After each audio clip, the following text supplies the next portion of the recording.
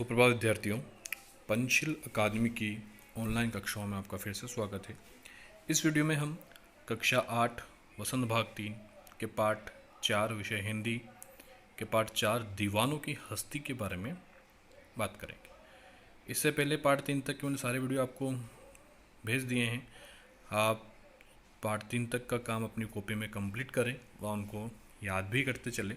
कुछ समझ में नहीं आए तो मेरे नंबर पे आप कॉल करिए या फिर आप स्कूल के नंबर से, जिस नंबर से आपको वीडियो आते हैं, उस पर व्हाट्सएप करके कोई भी समस्या हो तो पूछ सकते हैं। तो आज हम इस वीडियो में पाठ 4 दीवानों की हस्ती के बारे में देखेंगे। इसके लेखक हैं भगवती चरण वर्मा। भगवती चरण वर्मा साहित्य इतिहास में जाने माने कवि हैं, प्रख्यात कवि हैं। कई कविताएं इन्होंने लिखी है। इनका जन्म 30 अगस्त 1903 को हुआ है और मृत्यु 5 अक्टूबर 1981 की में हुई है। तो आइए देखिए दीवानों की हस्ती पाठ में लेखक कवि भगवती चरण वर्मा क्या बताना चाहते हैं। देखिए पाठ में प्रवेश करते हैं। थोड़ी सी सार है इस पाठ का। इस कविता में कवि ने अपने प्रेममय हृदय को दर्शाया है। कवि ने अपना जो मृदुल प्रेम जो होता है हृदय के माध्यम से दर्शाया है। वो अपने जीवन को अपने ढंग से जीते हैं। अपने एक तरीका है कवि का जीवन जीने का। वह चारों ओर प्रेम बांटने का संदेश देते हैं कि जहाँ भी जाएं हम प्रेम बांटते जाएं। वे खुशियों का संचार करते हैं और जीवन में असफल हो जाने पर भी किसी को दोष न देने का भी संदेश देते हैं। वह कहते हैं कि अगर कहीं भी असफल हो जाए तो किसी के ऊपर आरोप प्रत्यारोप नहीं करना चाहिए, खुद की गलती ही मानना चाहिए, न कि किसी के ऊपर दोष स्थापित करना चाहिए। और स्वयं भी असफल होने पर किसी अन्य को दोषी नहीं मानते हैं। और वह भी जब स्वयं भी असफल होते हैं तो वह किसी और को दोषी नहीं मानते हैं। तो ऐसा कवि का हृदय है, ऐसी कवि की भावना है। और वही इस पाठ के माध्यम से कवि ने हमें बताया है कि हमें हमेशा प्रसन्न रहना चाहिए, चारों ओर खुशियाँ बांटनी चाहिए और कभी भी किसी के ऊपर आरोप नहीं लगाना चाहिए असफल होने का। चलिए पाठ में बढ़ते हैं। पहला पद्य आपका, हम दीवानों की क्या हस्ती है, आज यहाँ कल वहाँ चलें। कवि बताते हैं कि हम दीवानों की क्या हस्ती है, यानी कि हम दीवानों की हस्ती यानी कि हमारी मौजूदगी क्या है। हम आज यहाँ हैं तो कल वहाँ चले, हमारा कोई ठिकाना नहीं है। लेकिन आगे क्या, देखिए, मस्ती का आलम साथ चला, हम धूल उड़ाते जहाँ चले। लेकिन हम जहाँ भी गए हमारा मस्ती का आलम रहा। आलम यानी कि माहौल, हमेशा मस्ती का माहौल हमने बना के रखा है, पैदा किया है। और हम धूल उड़ाते जहाँ चले, और हम जहाँ भी गए मस्ती की धूल उड़ाते ही चले हैं। तो कवि ने इस पद्य में बताया है कि हमारा कोई ठिकाना नहीं है, हम आज यहाँ हैं कल वहाँ हैं, लेकिन हम जहाँ भी जाते हैं हमारा मस्ती का, खुशी का माहौल हमारे साथ रहता है और हम उसको धूल उड़ाते जाते हैं, कि मौज मस्ती करते जाते हैं। और जहाँ भी जाते हैं हम मस्ती का आलम स्थापित करके वहाँ से आते हैं। पहले पद्य में ये बताया है। दूसरा पद्य देखते हैं।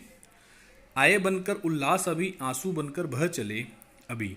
और जहाँ भी हम जाते हैं वहाँ पे उल्लास यानी कि खुशी को लेकर जाते हैं। बहुत खुशियाँ हम बांटते हैं वहाँ पे, हम जहाँ भी रहते हैं वहाँ पे हम बहुत सारी ढेर सारी खुशियाँ बांटते हैं। आंसू बनकर बह चले अभी, लेकिन जब हम वहाँ से जाते हैं तो वहाँ के लोगों की आंखों में आंसू रहता था कि अभी अभी तो खुशियाँ लेकर आए थे और अब जा रहे हैं, तो वहाँ के लोगों में के आंखों में आंसू रहता है। तो इसीलिए लाइन बताई गई है कि आंसू बनकर बह चले अभी।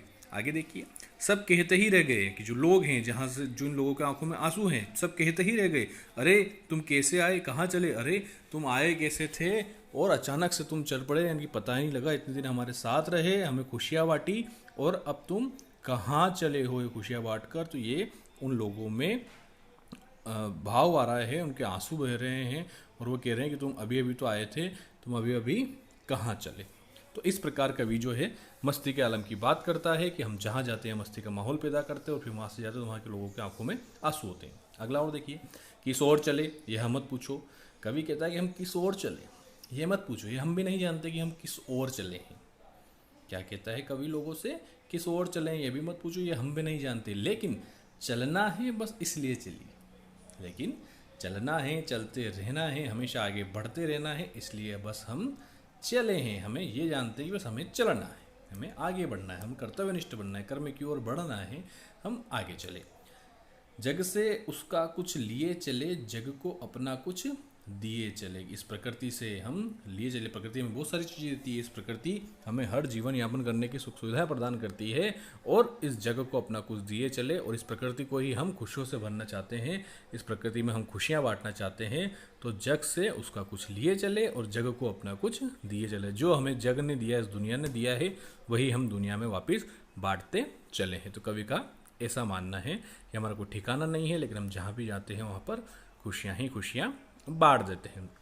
अगला देखिए, दो बात कही दो बात सुनी, जहाँ भी गए दो बात सुनी और दो बात भी कही, कुछ हंसे और फिर कुछ रोए।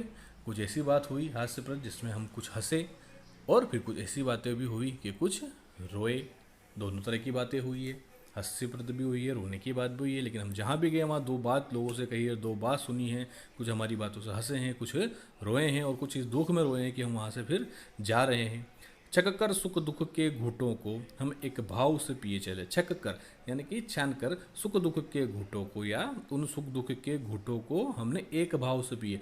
सुख के घुट को भी हमने अमृत के समान माना है और दुख के घुट को भी हमने अमृत का समान माना है। हमने दोनों घुटों को, दोनों कौन से घुट, सुख और दुख के घुटों को हम एक भाव में पिए चले। अर्थात जहाँ हम जाते थे वहाँ हम सभी लोग हमसे खुश थोड़ी होते थे, कुछ हमसे गलत भाव भी पैदा करते थे, तो हमने उन गलत भावों को, उन दुखों को भी एक ही भाव में पिए। यानी कि सुख और दुख, अच्छी और बुरी बातों को हमने एक ही भाव में पिए, हमने उनका अंतर नहीं समझा है। आगे देखिए, हम भीख मंगों की दुनिया में, देखो कवि ने क्या कहा है, भीख मंगों की दुनिया में। भीख मंगा किसे कहते हैं?